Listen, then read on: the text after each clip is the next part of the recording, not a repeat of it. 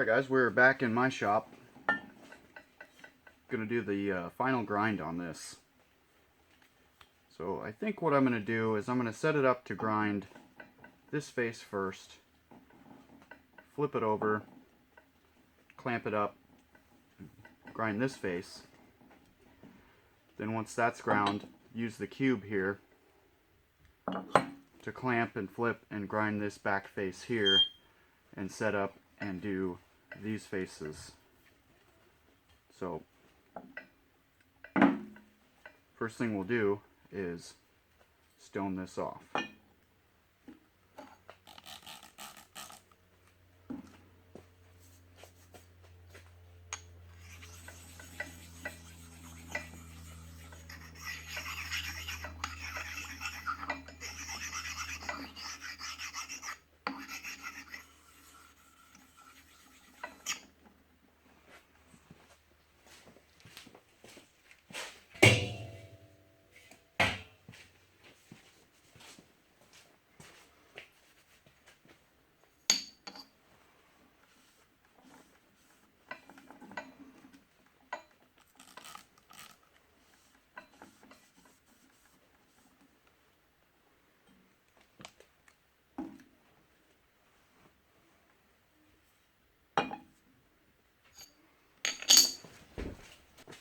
Sorry about that, I had a visitor.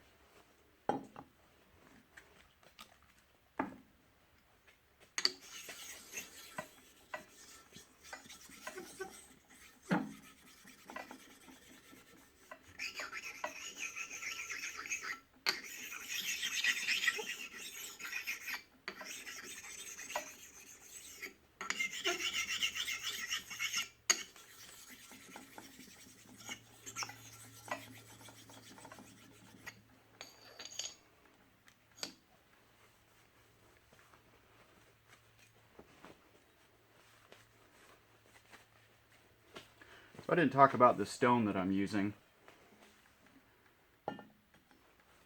This is a Norton Hard Arkansas. It's a slipstone. One thing about your stones, when you get them brand new, they are not flat.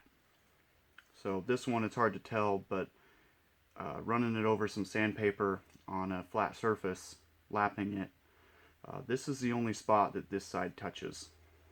This one took me probably 10-15 minutes and about a pack of drywall sandpaper, 220 grit, to flatten this whole surface.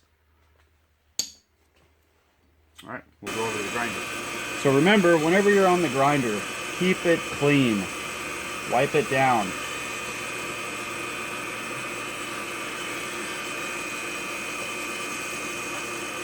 You want to slide your parts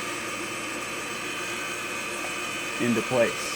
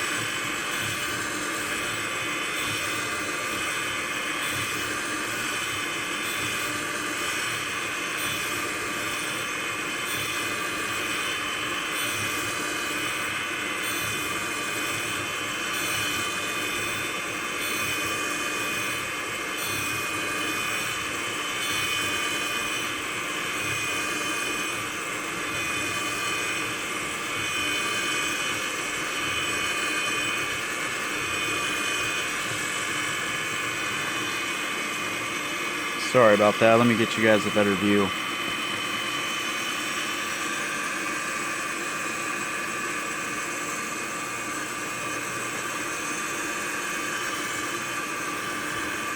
I'm going to down feed just a few tenths.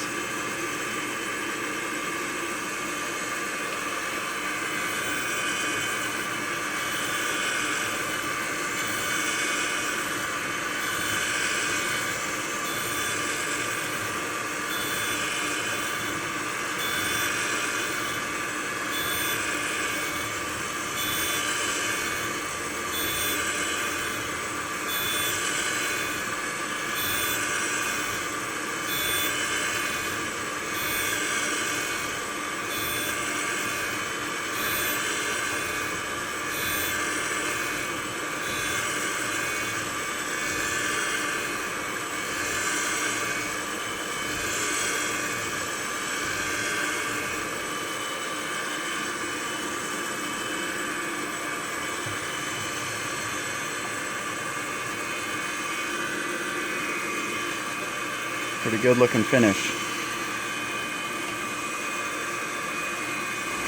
Alright, got the part set up, clamped in, mag on, and we'll do this light dust touch off here and see if we need a downfeed.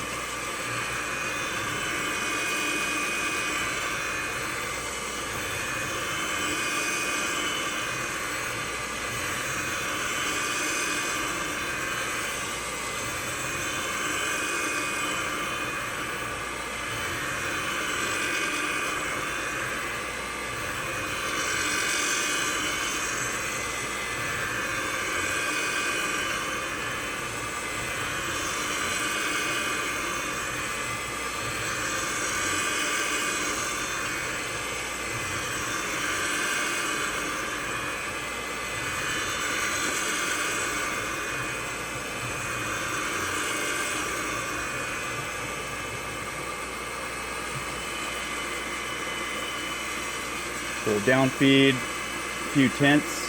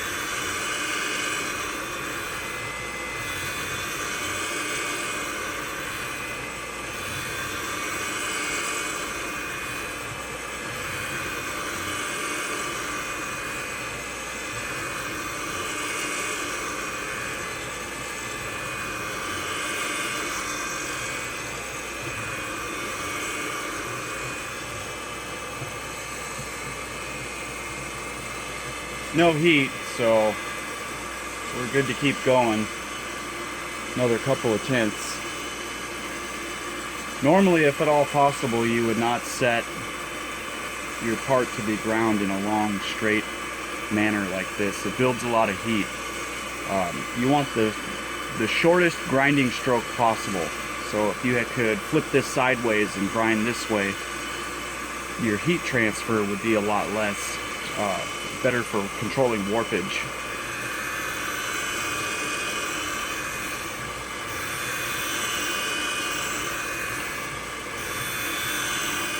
But in my sake, we're just doing a small,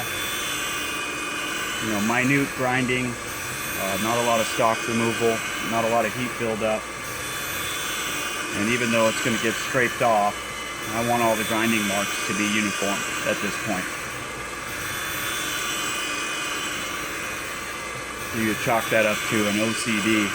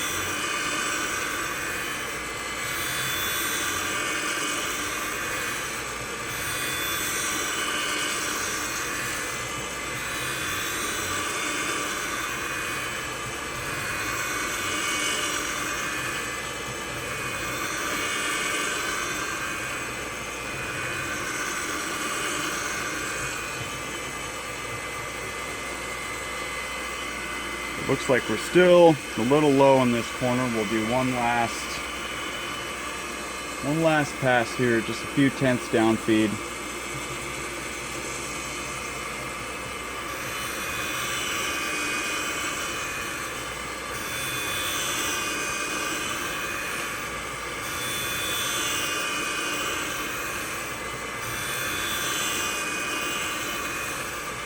After this pass, we'll set up to do the bottom, and then we'll set up to do the side faces.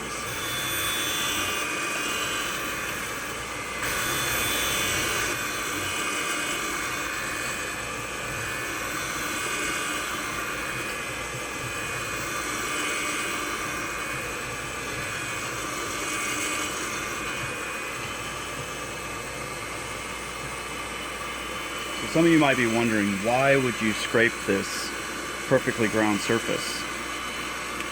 I intend to use this tool for spotting, for making other tools, not necessarily spotting ways, but maybe to make some other square tools, you know, for using for reference or gauges. And the spotting ink does not transfer well from a ground surface, so that would be the point of doing a hand scrape surface.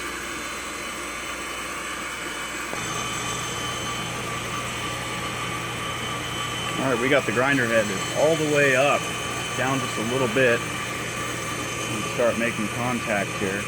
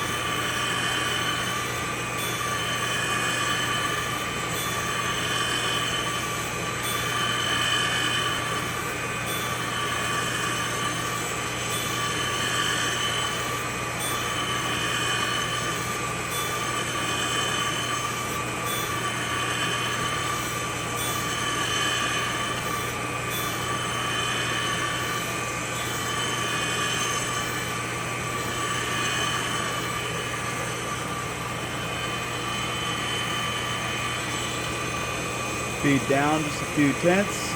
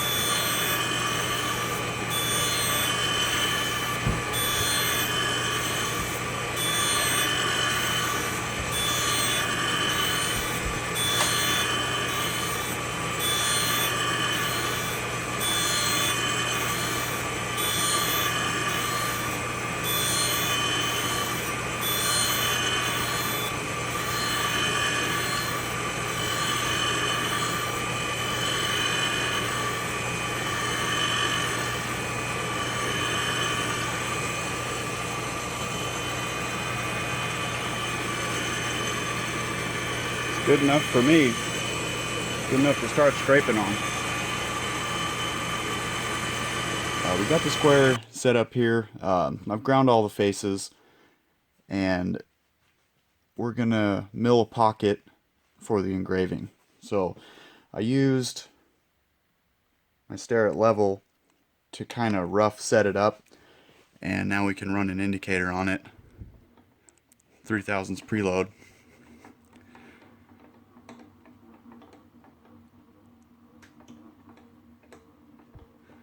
We're falling away about 1 thou.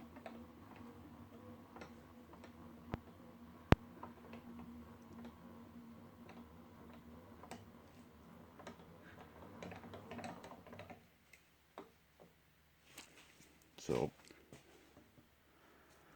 don't know if you guys can see that. Get back over here.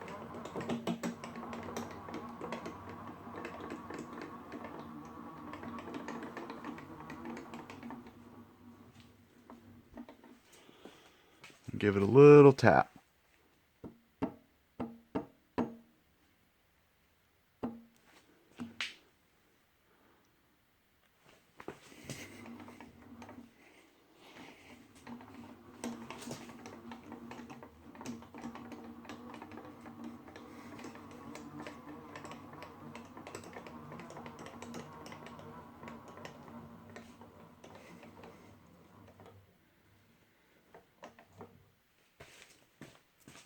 Looks like about 5/10.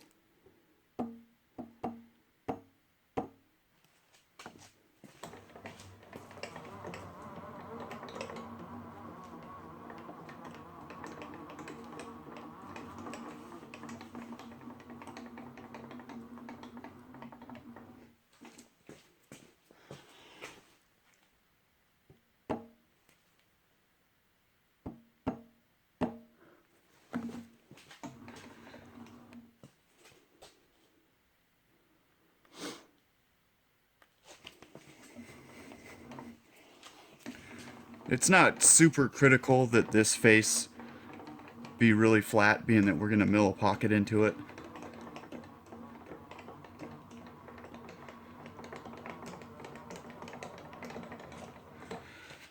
But we're 0 all the way across right there.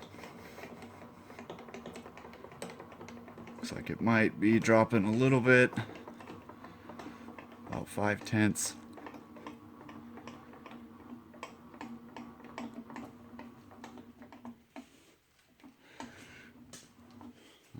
I'll wrench down on the vise and see if that indicator moves. Oh yeah.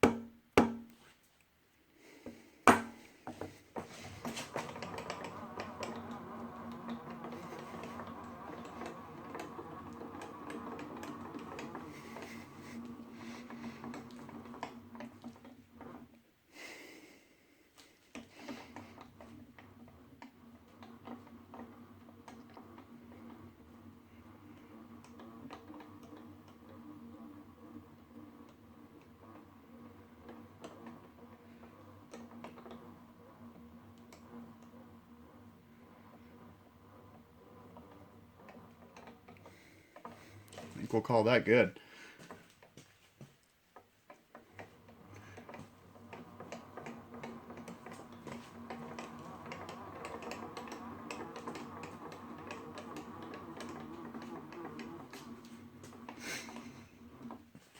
Alright, we'll bring you back once I got the tools set up and the program on the computer, and we'll get this thing cut. Alright guys, program is loaded and we are ready with a 1/4 inch cutter, 60 thousandths depth of cut. We're going to take the pocket in 2 cuts, about 60 thousandths each, and then it'll do a profile finish around it, and we'll do some engraving and then chamfer the edge of the pocket. Alright, let's go.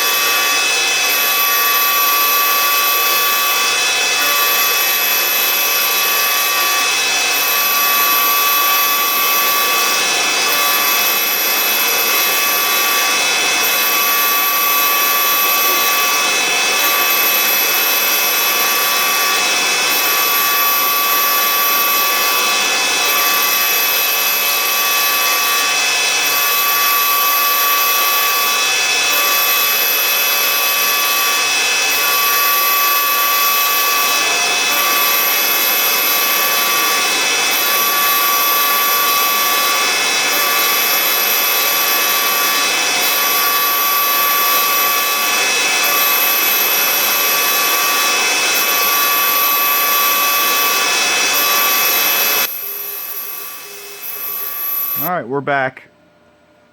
Had a problem with the carbide tool that I was using. Was leaving a pretty bad finish on the floor here, so I switched it up to this high-speed tool. I'm out of carbide.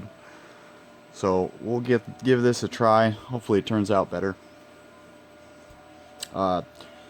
Decrease the spindle speed to about 1100 RPM, and we'll have to cut the feed rate probably in half. So we'll give this a shot.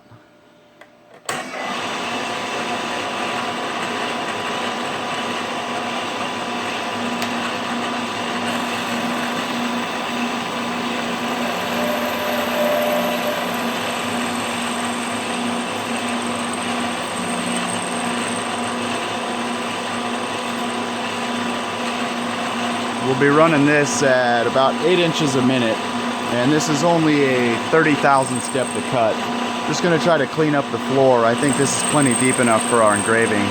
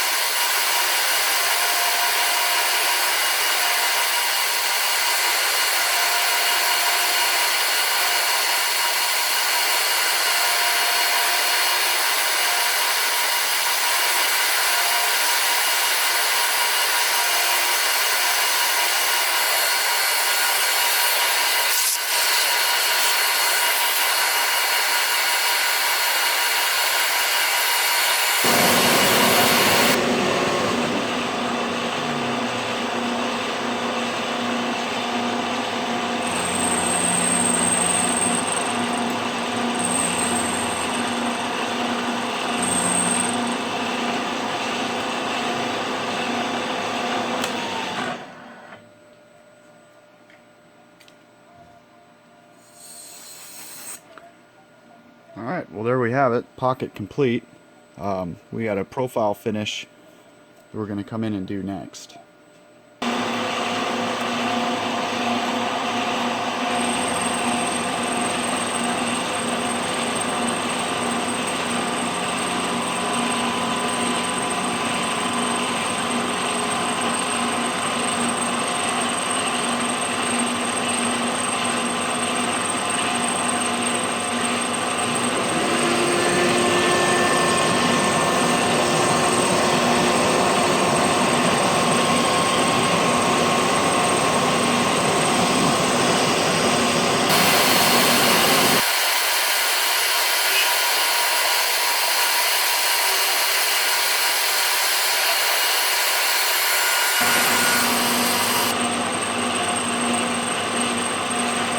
I increased the spindle speed to about 1250, and we're running at 4.5 inches a minute.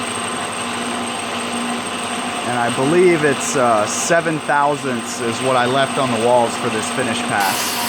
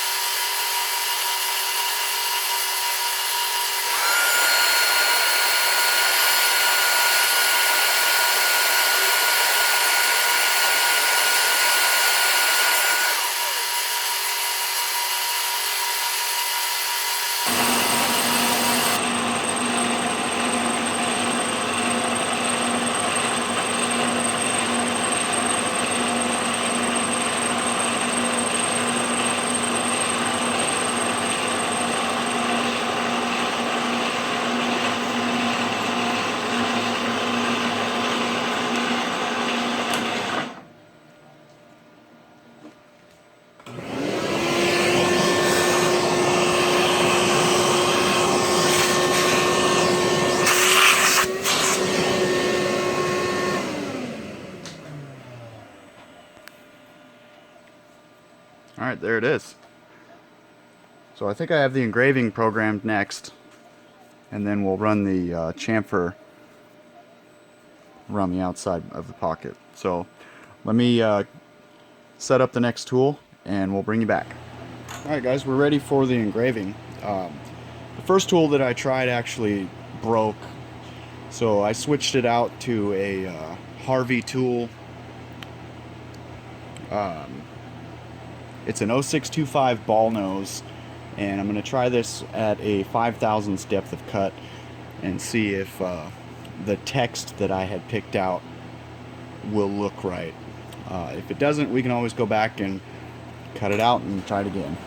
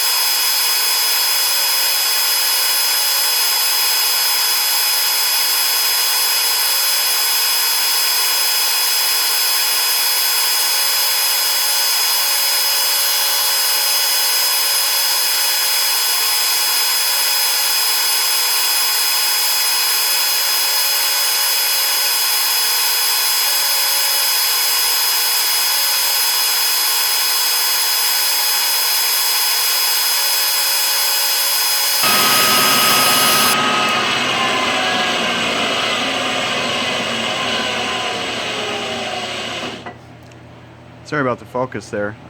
We'll bring you back. I kind of need to clear the chips and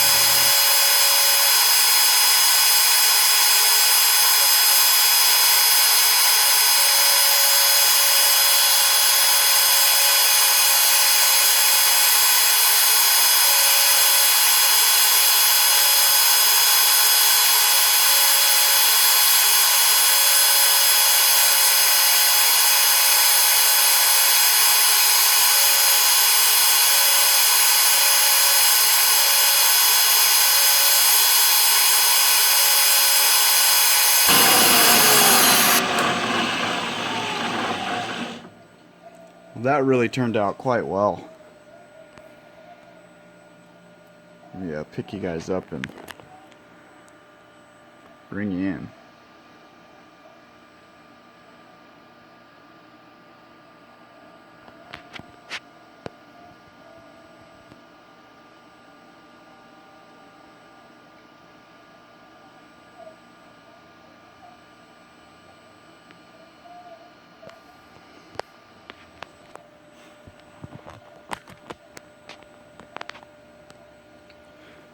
Alright, we'll set up the chamfer mill and get the chamfer on here. Alright, so in case you're wondering how I get my Z0s, I use this 20,000th shim.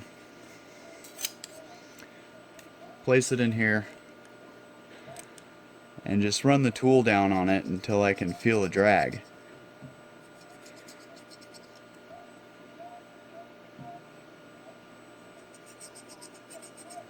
There, it's dragging. And then I'll set the knee crank readout to 80 thousandths.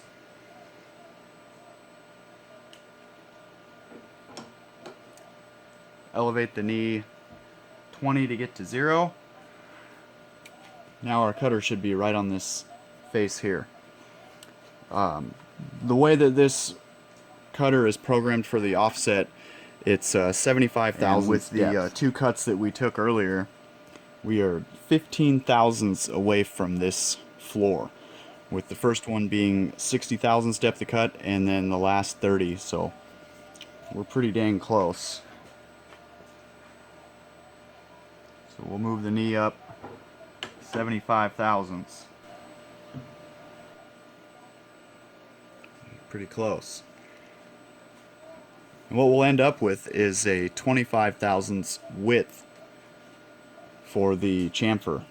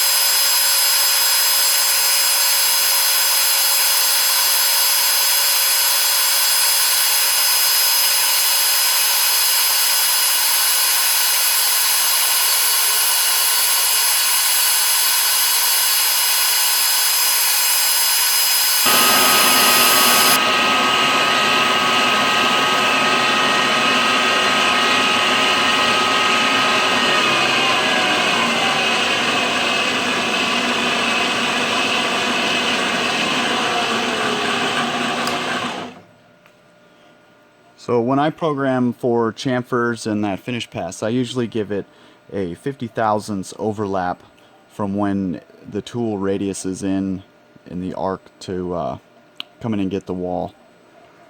That way you get a better finish. I've tried just the plunge before, and it'll leave a line, as you'd probably suspect.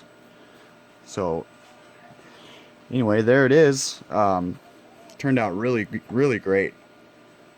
So the next setup we'll do is start on some hand scraping.